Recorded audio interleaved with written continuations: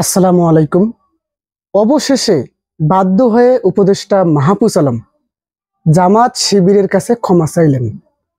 দেখেন উপদেষ্টা মাহফুজ আলম কি বলেছেন। এই যে জাতীয় জুলাইয়ের যে ঐক্য, বৃহৎ একটা ঐক্যের শক্তি, যেটা জুলাই আন্দোলনের পক্ষের শক্তি, তাদের কাছে আর কখনোই, যতদিন উপদেষ্টা মাহফুজ আলম এই পদে থাকবেন, আর কখনোই তাদেরকে খাটো করবেন না। এইভাবেই কিন্তু উপদেষ্টা মাহফুজ আলম জামাত শিবিরকে লক্ষ্য করে এই ক্ষমাটা চেয়েছেন। এবং এটা চেয়েছেন কেননা তার পদ একটা বাঁচার একটা যে পদ নিয়ে কিন্তু টানাটানি উঠে পড়ে লেগেছিল। এজন্য বাধ্য হয়ে এক প্রকার উপদেষ্টা মাহফুজ আলম জামাত শিবিরের কাছে এটা ক্ষমা চাইতে বাধ্য হয়েছেন। কেননা আপনারা দেখেছিলেন যে এনসিপি যে ইসি কার্যালয়ে যে ঘেরাও যে কর্মসূচি দিয়েছিল, সেখানে কিন্তু তেমন লোক যায়নি।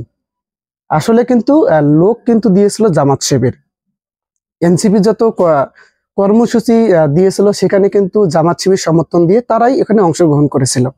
যেমনটা আওয়ামী লীগ নিষিদ্ধের আন্দোলনে জামাত শিবির সমর্থন দিয়েছিল, ঠিক সেই রকম তারপরে আওয়ামী লীগ নিষিদ্ধ হওয়ার পর জামাতকে যে একজন পাকিস্তান বন্দী বলে চালিয়ে দিল, ঠিক তারপরে যখন দেখতে পারলেন এখন যে মেয়র ইস্যুতে ইশরাক তো মেয়র হয়ে গেছে, এখন আন্দোলন প্রত্যাহার করে নিয়েছে। কিন্তু তার আগে দেখেন ঘটনাটা কি ঘটলো।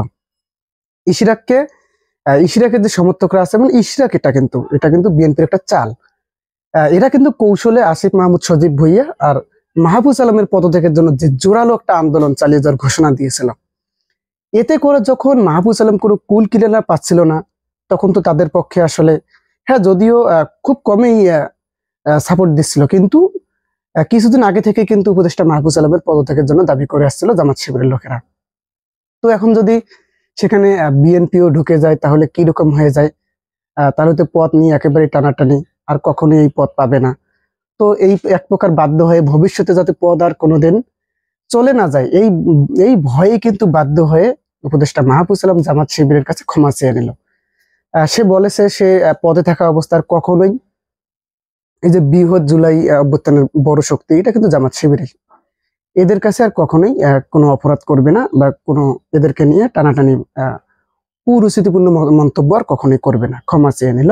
এখন কিন্তু উপদেষ্টা মাহফুজ আলম এবং আসিফ মাহমুদ সজীব ভাই, ওনাদের আর পদের কোনো সমস্যা হবে না মনে হয় আর কি। তো বিএনপি এখন চেষ্টা করলেও এখন আর কিছু করতে পারবে না, কেননা ক্ষমা চেয়ে নিয়েছে।